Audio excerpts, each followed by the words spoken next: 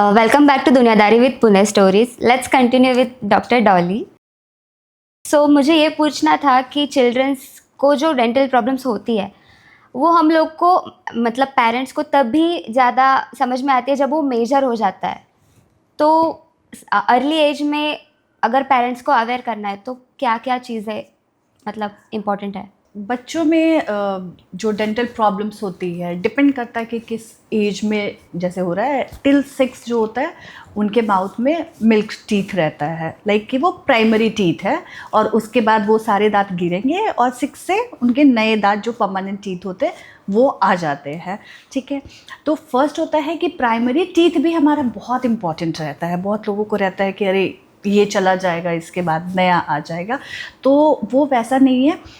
Cavity होती है, जैसे ही पेरेंट्स को दिखता है कि कोई भी ब्लैक डॉट आ रहा है, बच्चा टीथ अच्छे से क्लीन नहीं कर रहा है, खुद से अगर अंडर 5 इयर्स है तो पेरेंट्स को थोड़ा सुपरविज़न करना पड़ता है कि उनको टीथ के क्लीनिंग वगैरह के लिए। और जैसे ही किसी तरह का उनको ब्लैक डॉट या कुछ अलग कलर दिख रहा है दांतों में, तो they should visit again dentist को दिखाकर, और फिर वो पता कर सकते हैं कि उसका कैसा माउथ का बाकी के टीथ का कंडीशन वगैरह क्या है। तो एक नॉर्मल चेकअप से हम सारा जान सकते हैं। ओके। और बच्चों को जो आदत रहती है मतलब ऐसे थम सक करना, हाँ और ऐसे टंग को प्रेस करते हैं कुछ लोग दांतों में, हाँ। और टीथ को भी प्रेस करते हैं, तो उसके लिए क्या एक यस, ये जो है स्पेशली ये बच्चों के लिए मैं बोलना चाहूँगी कि बहुत सारे बच्चों में 5 इयर्स के एज के बाद में ना थंब सकिंग का हैबिट होता है, फिर टंग थस्टिंग की हैबिट ऐसे डेवलप हो जाता है। और पेरेंट्स अगर उस चीज़ को नहीं देखते हैं और उसका टाइम पे अगर उसका ट्रीटमेंट नहीं किया जाता है तो ये लॉन्ग टर्म में जाकर उनको प्रॉब्लम देता है। लाइक आपका जो टीथ है, हमारे जो जॉ अपर एंड लोअर के हैं, वो जिस तरह का बाइट क्लोज होना चाहिए, माउथ बंद करते हो तो दांत भी आपस में बंद होते हैं, तो वो समटाइम ओपन रह जाता है, जिसकी वजह से आपका लैंग्वेज बहुत, जब बच्चा बात करता है तो क्लियर कुछ वर्ड्स के प्रोनाउंसिएशन बहुत अच्छे नहीं आते हैं, वो कुछ गड़बड़ सा आता है, और अपने आप में ही पूरे टीथ का अलाइनमेंट गड़बड़ हो जाता है। किसी तरह का भी प्रेशर है, लाइक टंग से प्रेशर हो या आपके थंब से, जो थंब सकिंग का हैबिट हुआ तो थंब से भी जो प्रेशर आता है, तो पूरा का पूरा अलाइनमेंट जो है हमारा वहाँ ख़राब हो जाता है। तो फिर ये जो आदत है उसका इस पार्ट के बोन पे कुछ असर होता है, मतलब फेशियल बोन पे? येस डेफिनेटली, बिकॉज बहुत सारे ऐसे हैबिट्स हैं जो अर्ली स्टेज में लोगों को पता नहीं होता है। जैसे आपने बोला कि थंब सकिंग का हो गया, तो वो तो विजुअल होता है, देख सकते हैं, दिख जाता है कि बच्चा थंब सक कर रहा है। या टंग थस्टिंग भी है तो वो भी बात करते हुए दिख जाता है। Right. लेकिन उसके साथ साथ एक और हैबिट होता है, जैसे कि टीथ ग्राइंड करने का और क्लिंजिंग, जो कि रात को सोने के टाइम पे बच्चे करते हाँ, हैं। रात को बच्चे काफी ऐसे दांत चबाते हैं, किट किट आवाज आती है। राइट, आवाज आती है इस तरह से। वो जो है वो अगर मेडिकल लैंग्वेज में हमारे फील्ड में अगर बोला जाए तो इसको ब्रुक्सिज्म बोलते हैं। और इसमें क्या होता है कि आपका अगर ये लॉन्ग टर्म तक रह जाता है, ये हैबिट अगर आप ब्रेक नहीं करते हो, तो आपको जॉ पेन होता है, टीथ फ्रैक्चर भी हो सकता है एक लंबे पीरियड के बाद में जाकर, और आपके जो दांत का जो ऊपर का जो सेट होता है ना, ऊपर का पैलेट जो है, उसका प्रॉपर जॉ का हमारा डेवलपमेंट नहीं होता है, और मिस अलाइनमेंट या फिर क्रुक्ड टीथ जो होते हैं सारे, इसकी वजह से फिर एक प्रॉब्लम नया शुरू हो जाता है, जो कि आगे चल के आपको बहुत तरह के स्पाइनल प्रॉब्लम, ब्रीदिंग का इशू हो गया या माइग्रेन का प्रॉब्लम हो गया। बहुत सारे बच्चे पढ़ाई में कंसंट्रेट नहीं कर पाते हैं। अच्छा, मतलब दांत से ये प्रॉब्लम भी आते हैं, मतलब Yes. फ्यूचर में माइग्रेन, यस ये सब? एग्जैक्टली। बहुत लोगों को ये चीज़ लगता नहीं है कि हाँ। ऐसे रिलेट करेगा ये चीज़, लेकिन लॉन्ग टर्म में देखा गया है कि जिनका दांत का अलाइनमेंट सही नहीं है तो उनको ब्रीदिंग, जो माउथ से ब्रीद फिर कर रहे हैं, तो उनका कॉन्सेंट्रेट भी नहीं कर पाएंगे वो पढ़ने के टाइम पे भी, या फिर स्लीप के टाइम में प्रॉपर स्लीप भी उनका नहीं होता है, और पूरा दिन वो टायर्ड रहेंगे। मतलब आपके पूरे हेल्थ पे इसका इम्पैक्ट पड़ता है। ओह। और वो जो बच्चों में मतलब दांत कीड़ते हैं बच्चों के ज़्यादा छोटे होते हैं तब, तो फिर उसके रीज़न खाली चॉकलेट खाने से कीड़ते हैं? बचपन में सुना करते थे ना, चॉकलेट मत खाया कर दांत कीड़ेंगे। हाँ हाँ। तो फिर वो खाली चॉकलेट खाने से दांत कीड़ते और कुछ बाकी रीजंस भी है नहीं इसके पीछे? अंजलि, अगर मैं बोलूँ तो और भी रीजंस हैं। कुछ तो होता है जो जेनेटिक हमारे पेरेंट्स से होता है कि एक कीड़ लगने की टेंडेंसी जैसे होती है, वो भी एक मेजर फैक्टर होता है। प्लस नो डाउट बहुत सारे बच्चों को नाइट टाइम में जो फीड करते हैं बिना ब्रश किए, बिना टीथ क्लीन किए सोते हैं, तो उसकी वजह से भी दांतों में कीड़े लगते हैं। और जो बच्चे ज़्यादा टाइम तक मतलब आफ्टर 6 मंथ 8 मंथ और 1 साल तक जो मॉम फीड करती है, करते हैं, या फिर जो बॉटल यूज़ करते हैं अपना उससे। दूध का बॉटल वगैरह, जो नाइट टाइम में बहुत सारी माएँ होती हैं जो बॉटल दे देते हैं और रिलैक्स हो जाते हैं बच्चा, और वही पीते पीते वो सो जाता है, तो डेफिनेटली उनको कीड़े जल्दी लगेंगे उनके दांतों में। तो वो भी नहीं होना चाहिए ऐसा। इसका मतलब ये सब रीज़न से भी दांत गिरते हैं, ना कि खाली। हाँ, यस यस, बिल्कुल बिल्कुल, ये सारी चीज़ें जो हैं ये हम प्रिवेंट कर सकते हैं कि उसको कैसे हमें कीड़ नहीं लगे, तो उसके लिए प्रिकॉशंस हम ले सकते हैं क्लीन करके। और जो बच्चों के मिल्क टीथ होते हैं वो कुछ मतलब पहले ही समय से पहले ही गिर जाता है मतलब, तो उसका कुछ फ्यूचर में अफेक्ट होता है?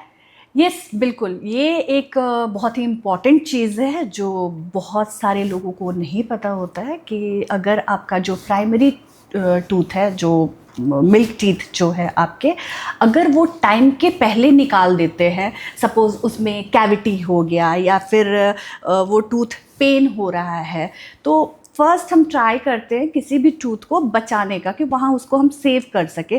बिकॉज वो जो टूथ होता है ना, वो आपके परमानेंट टूथ जो ठीक उसके नीचे से आता रहता है, उसको वो गाइड करता है सही प्लेस पे आने के लिए। ओके, जो परमानेंट टीथ आते हैं वो उसको गाइड करता है milk teeth? Milk teeth guide करता Okay. है। और अगर मिल्क टूथ अगर टाइम के पहले निकल गया, देन उसका जो गाइडेंस वहाँ पे है ही नहीं, कोई बैरियर नहीं है ना, वो किधर से भी निकल कर आएगा, जो उसको जो Okay. स्पेस मिलेगा।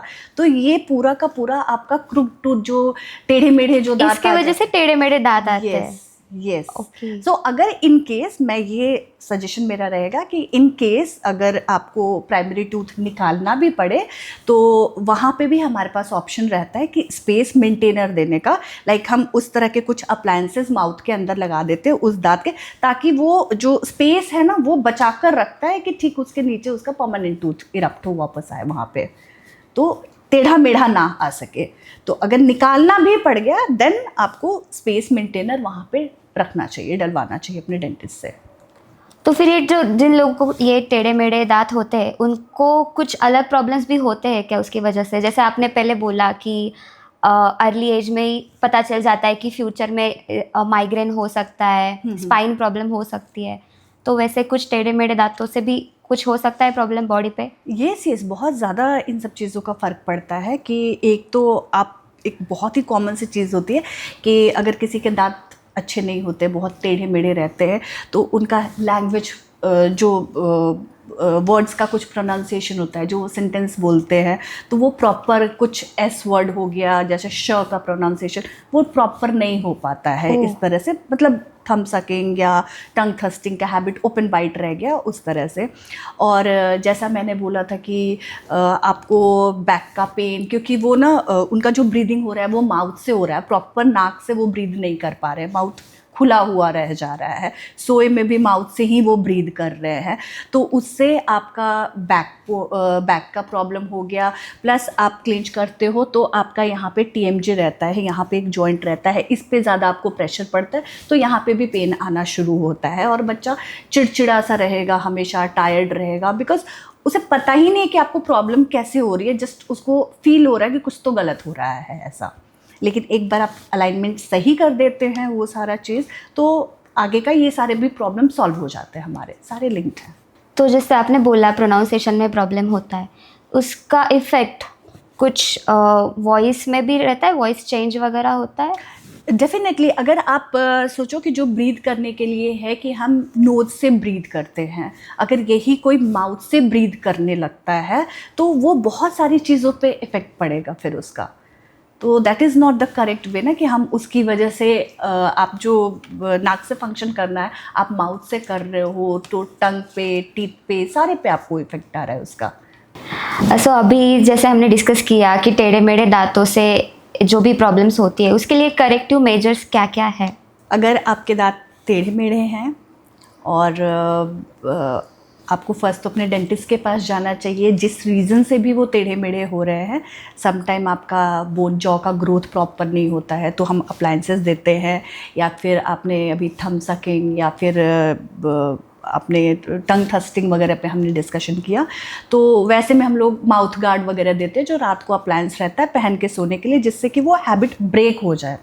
तो वो हैबिट नहीं रहता है, तो उसे पहले ब्रेक करने के बाद ऑलरेडी जो मिस अलाइन टीथ है तो उसको बेसिकली हम लोग करेक्ट करने के लिए दो तरह का रहता है, एक विथ ब्रेसेस एंड दूसरा है अलाइनर्स, जो कि एक क्लियर अलाइनर्स आते हैं जो दोनों ही डिफरेंट है। ब्रेसेस दैट मीन कि आपने देखा होगा बहुत सारे लोग मेटल के जो स्क्वायर टीथ पे चिपका होता है, देन वायर्स होते हैं, तो उसके थ्रू भी हम करेक्ट करते हैं, टीथ का अलाइनमेंट करते हैं।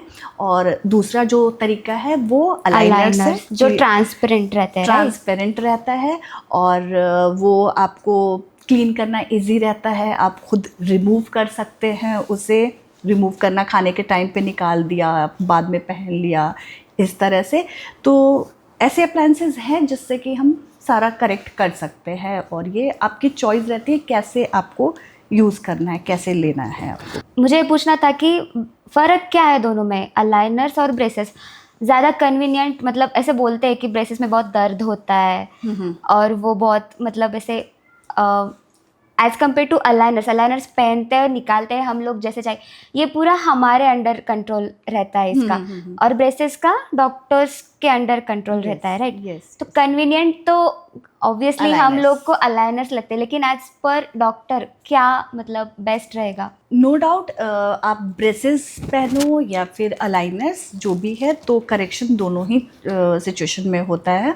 और ब्रेसेस में जैसा कि आपने सही बोला कि हम ब्रेसेस लगाते हैं माउथ के अंदर में, देन उनका रेगुलर विजिट होता है क्लिनिक पे, जो मंथली उनके वायर्स जो रहते हैं वो टाइट करते हैं, एक्स्ट्रा रहते हैं कट करते हैं, और उनका मंथली एक विजिट रहता है। देन उनको थोड़ा सा क्लीनिंग में, खाने पीने वगैरह में भी थोड़ा सा रिस्ट्रिक्शन रहता है। आप प्रॉपर बाइट कोई चीज़ हार्ड ले रहे हो तो ब्रैकेट्स निकल जाते हैं या इस तरह से। और हर पल आपके माउथ में कोई चीज़ ऐसे ब्रैकेट्स टाइप का कोई चुभने वाली चीज़ चुभता भी है समटाइम, इससे थोड़े तो प्रॉब्लम्स होते हैं, उस तरह से रहते हैं।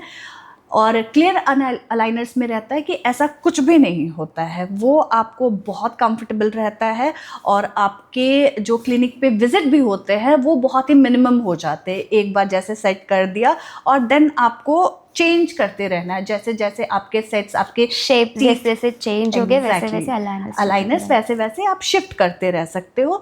तो नो डाउट कि दोनों से करेक्शन टीथ का हो जाता है, लेकिन आप कितने कंफर्टेबल होते हो, कंफर्टेबली आप उस तक पहुंच पाते हो कि क्या। लास्ट एपिसोड में जैसे हमने डिस्कस किया था कि ब्लीडिंग गम्स अडल्ट में क्या क्या प्रॉब्लम्स होते हैं ब्लीडिंग गम्स के, चिल्ड्रंस में भी होते हैं क्या ब्लीडिंग गम्स? मतलब एज पर एडल्ट्स जैसे होता है वैसे? जैसे एडल्ट्स में होता है, किड्स में भी होते हैं, बच्चों में भी होते हैं, नो डाउट। अभी उनके जैसे नए दांत आ रहे होते हैं तो समटाइम कुछ दांत निकलते हैं, कहीं पे कुछ फूड लॉजमेंट हो रहा है या ब्रशिंग प्रॉपर नहीं हो रहा है, कुछ भी ऐसे रीजंस हो सकते हैं जिसकी वजह से गम्स में स्वेलिंग होगा तो वहाँ से ब्लड आएगा, ब्लड वेसल्स वगैरह जैसे डायलेट हो जाते हैं वहाँ पे, तो फूड लॉजमेंट होके भी ख़राब हो रहा है वहाँ पे, तो उसकी वजह से भी ब्लीडिंग गम्स की प्रॉब्लम हो सकती है।